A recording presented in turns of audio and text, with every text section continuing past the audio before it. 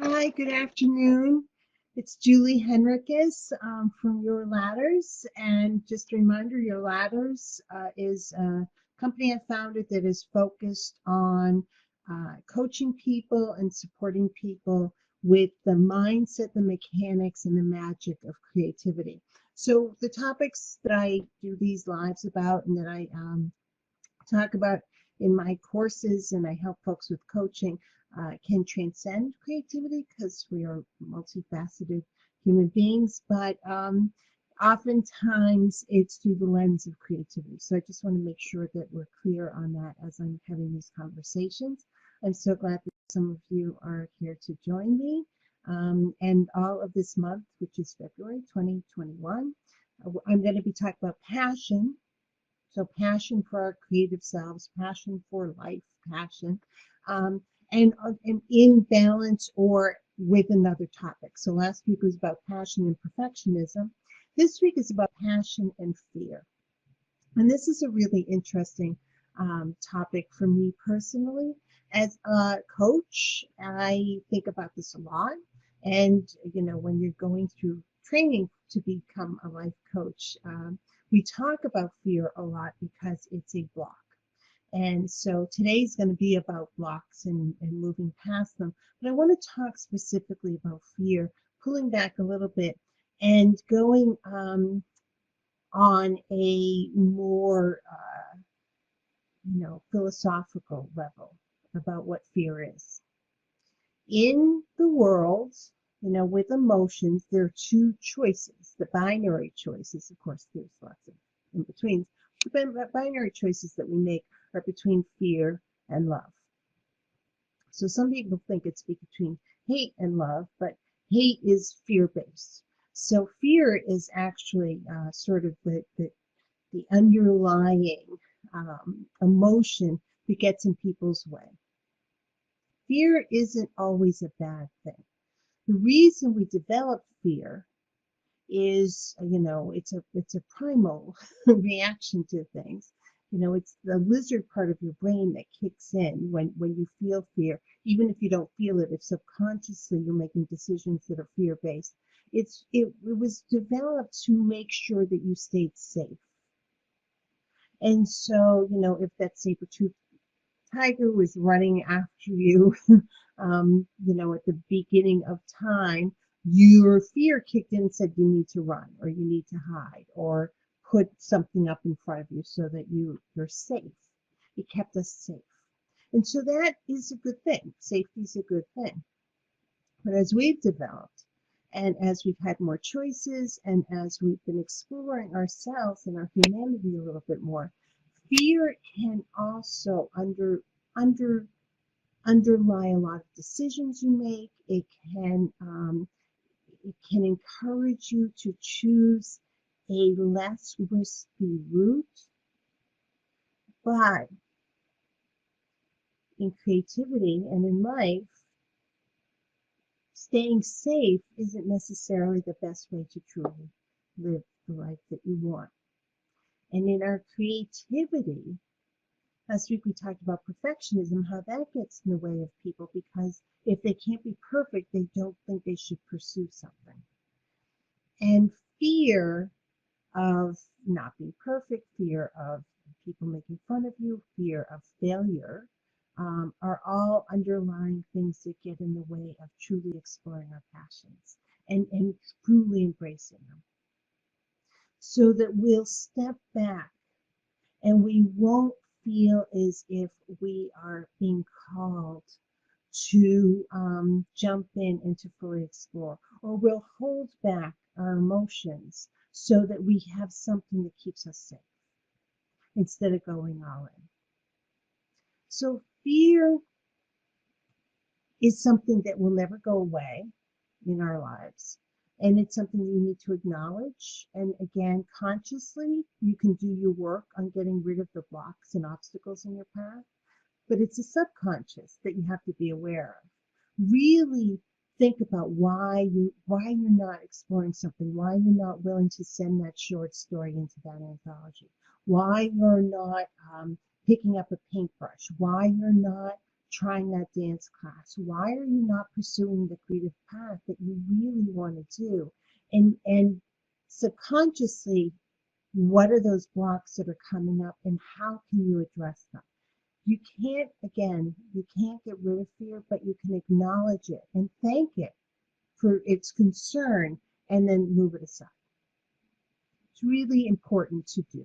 So we live in our conscious worlds and we're aware of what we choose consciously, but our subconscious really is the is the force that runs our lives. And our subconscious is so powerful and does so much more, which is why people talk about things like do meditation or journal or take walks. It's to just let the subconscious bubble up, deal with what's coming up and address it. Another way that fear shows up that is an unexpected way is in procrastination. So there's a fear of failure that I think we can all fully expect and anticipate. There's also a tremendous fear of success. What happens if this works? What happens if I get this part? What happens if I get this contract? What happens if, that fear of success, then I have to live up to expectations. Then I have to get better. Then I have to do this and I have to do that can become overwhelming instead of being present with that. Isn't this great? This is what I want. I think the fear of success is as powerful, if not more powerful, than fear of failure. And one way fear of success shows up is in procrastination, not meeting a self-imposed deadline, not addressing something that's getting in your way, making the rest of your life a priority over what you're trying to do. That's all fear-based. So procrastination, time is an interesting conversation, and maybe I'll make the March focus on time because time, we have very little of it, and we also have an abundance of it. We have 168 hours a week. Everyone has the same 24 hours a day.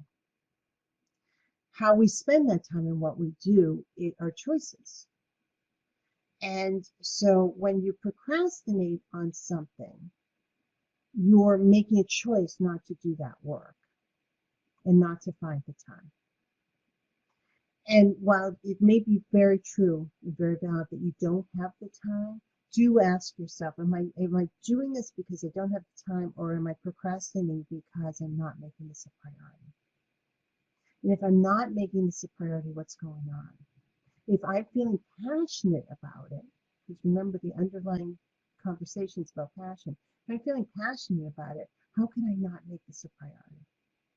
Again, perfectionism. You don't have to spend 5 hours doing it, right? In my writing life, if I can find 20 minutes to just focus on what I'm trying to do or to watch a webinar. Right now I'm in editing mode, so it's different than writing mode. But if I only say I can only edit if I have 4 hour blocks of time, I can edit like Sunday afternoons and that's about it. That's not the way to move forward. If I can instead break it down into tasks that are doable, have focus on it every day in some way, and then move on that way. It's a lot healthier. It's a lot more successful. So procrastination, again, is real. And some people may have real time issues. But if your creativity, if your creative journey are a priority in your life, I'm going to encourage you to find the time, to let go of perfectionism and to find the time and recognize how that procrastination is actually trying to keep you safe and it's fear-based. We all want to feel safe, and being creative is unto itself a risk because creativity isn't a destination, it's a journey. And on that journey, you're just constantly taking risks. We have stops along the way when you get something done and you get a draft done and you do this. But everybody I know who's creative will, finish one project and then say to themselves, I want to do this better next time. I want to do that better next time. How can I up my game? How can I level up? So that's all what what fear does is it keeps you safe. But passion and creativity are inherently risky. You're risking. What are you risking? I think is actually the thing to think about, to meditate on, to journal through, because I think the risk is far greater not to try to do creative things or passion, because those lead to regrets, and regrets are just no way to live. Right? So anticipate that now. Be present, but recognize that safety and risk, we have automatic expectations and automatic definitions for them. But I offer that perhaps those automatic definitions aren't adequate to the task, because we really need to redefine, as a creative person and a person who wants to live with passion, what are those risks, and what does safety mean, and is it worth it? Um, Another way that fear shows up on a creative journey is in the language we use about ourselves and about other people. If you belittle other people or other people's efforts, this is different than criticism. Criticism is valid, but there's that fine line of judgment that isn't criticism, it's of the person, or it's personal, and it's easier. Social media makes it very easy. There's a lot of keyboard courage that goes on. So we know to treat others kindly, I hope, and you explore that. And so you could say, I didn't enjoy their performance. I didn't enjoy that book. Doesn't mean it's a bad book. It means I didn't enjoy it. Might mean it's a bad book, but that doesn't mean other people can't enjoy it. This is my opinion. My opinion is not it. But as important is the fear-based language that we use for ourselves. You're never going to get this done. You're never going to be as good as X, Y, or Z. You're never going to pull this off. You're never going to boom, boom, boom. Or in our process, because we all know the beginning of any process is ugly, saying, boy, this is terrible. What's that? It's just terrible. So we build in that language. When you hear yourself saying things that undermine your confidence, recognize that as fear-based work and stop it and reverse it. So use any language that you use for yourself and flip it. You're never going to get this done. Flip it to, I've got a schedule and I've got a plan and I'm going to finish this project.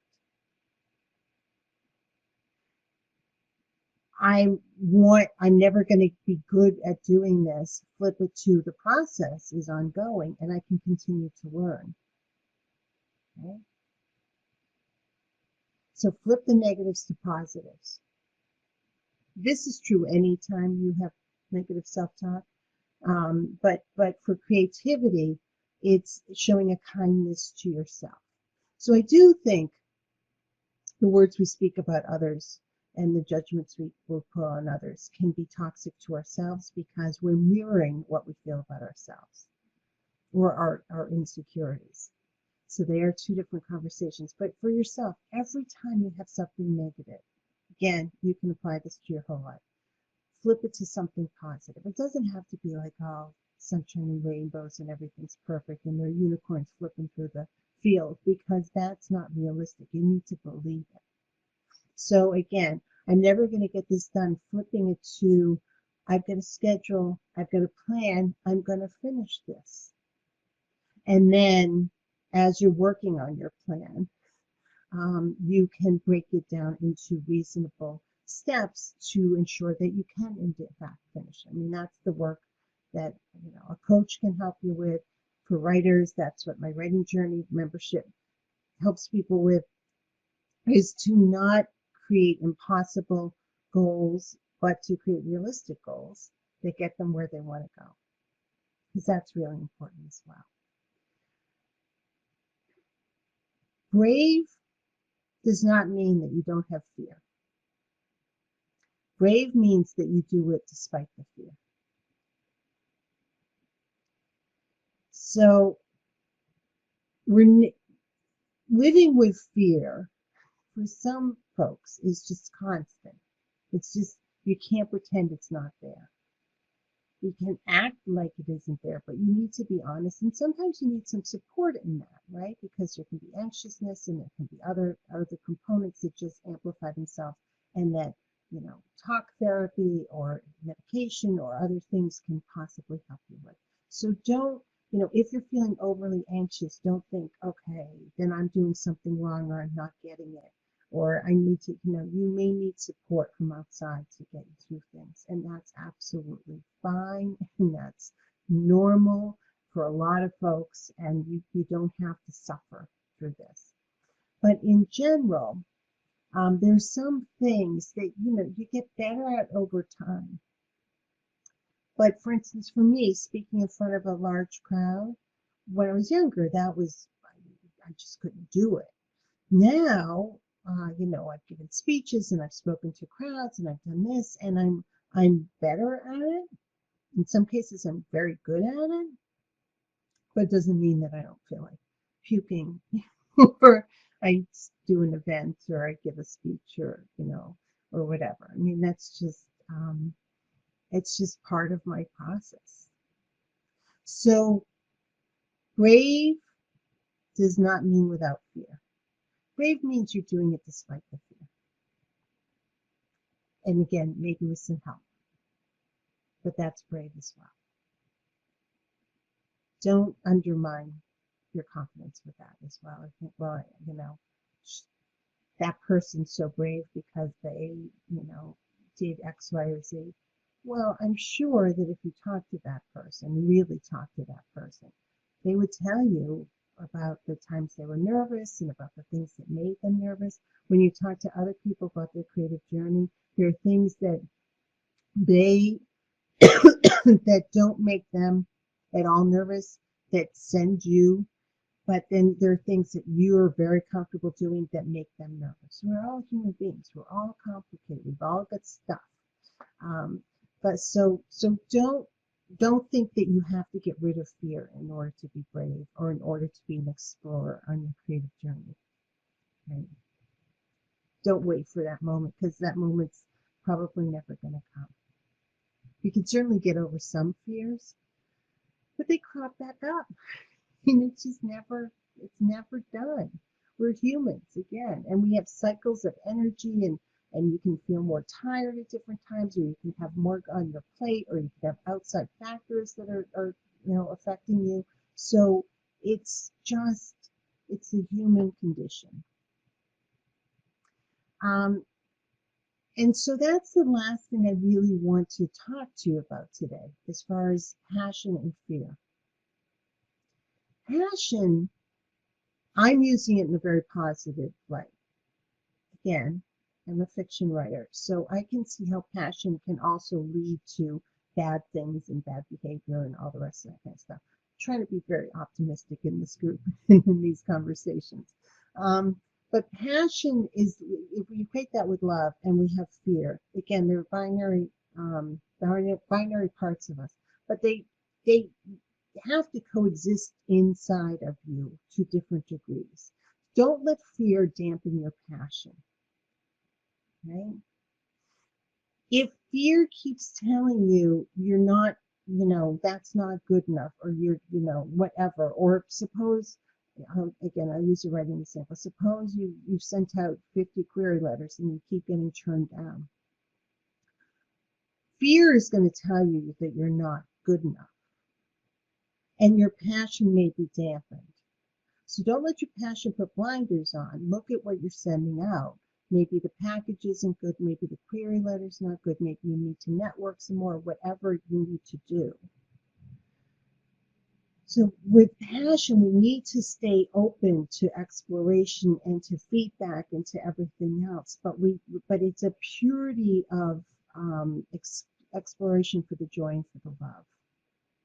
And fear, again, is going to try to dissuade you from taking risks, which are physical risks, but they're also emotional risks. And your fear is the damage that can be done is mostly the subconscious. It's not when you're fully conscious. When you're fully conscious, you can say, yeah, that's kind of scary. So one of the tools that you can have aside from the, flipping the affirmations that I talked about earlier is also sit down when something makes you nervous. Say, how bad would that be? How bad would that be? Creatively. So I send my story out, it gets rejected. I'll be sad, but how bad would that be? So I try a painting technique that is new to me and it's just not working. How bad is that? So I audition for a part. So I try to produce a show and it doesn't, it fails. So this happens and that happens. How bad is that? Is that as bad as not having embraced the passion, believe for time that it's going to work, learned during the process, because remember, this is a journey, and embrace what you learned to move forward? I think that the embracing of the passion, taking off the blinders, being open to learning, but that embracing of the passion is what makes life interesting. I truly believe that embracing your creativity adds so much to life and gives you so much joy that it's very worth it. And so I hope that this conversation can help you, in fact, embrace that. And also, um, it can help you just learn how to co-pilot your creative journey with fear. Right? The wonderful Elizabeth Gilbert, whose book Big Magic I highly recommend, talks about, fear, as you're driving in the car of life. Fear needs to sit in the back seat, thank it for being part, but can't let it pick the snacks or, near the maps or drive the car or even in the front seat. It's going to be in the car, but keep it in the back. So I love to talk to folks about um, ways to get past blocks and obstacles. And there's so many ways to do that. And, I do it through coaching and sometimes through teaching, sometimes through consulting or brainstorming. If you're a writer, I'd love for you to think about my Writing Journey membership. Your Ladders also has some other resources for you to help you uh, explore or think about things or make some plans or to understand how I approach my coaching and my classes. I have a class with the wonderful Carolyn Wilkins called Inspiration Awakening that also may be of interest to some folks. And I'll put some of these links um, in the comments. But if you would like to talk to me about any of this or you have any questions, please feel free to reach out. I'm so glad some of you joined. I'm looking to see if I don't have my glasses on, so everything's a little bit fuzzy. But, that's life too. Um, take care of yourselves. I'll see you next week here at 3 o'clock. And I look forward to the next conversation. But spend some time this week really recognizing the different disguises that fear shows up in your life and the different disguises that fear shows up in your life. And how can you navigate that, or how can you negotiate, or how can you thank it and get it to move aside so that you can get your work done. I think that the recognition that it's there, that it's part of the creative journey, that it's there to protect you, but it's not helpful. And sometimes it's just true hindrance to wonderful creative exploration, and fully living with passion in your life, um, is going to be a wake up call. And just before I go, let me remind you of one thing: you can't change the past. So berating yourself for I should have done this, or I didn't take that risk, or I never, or this, just isn't super helpful, my friends. Right? It's just not helpful. So as of today, do better moving forward. You can't change the past. So don't beat yourself up for the past. As of today, how can you do it better? Have a wonderful week ahead, and I will see you next week. Thanks.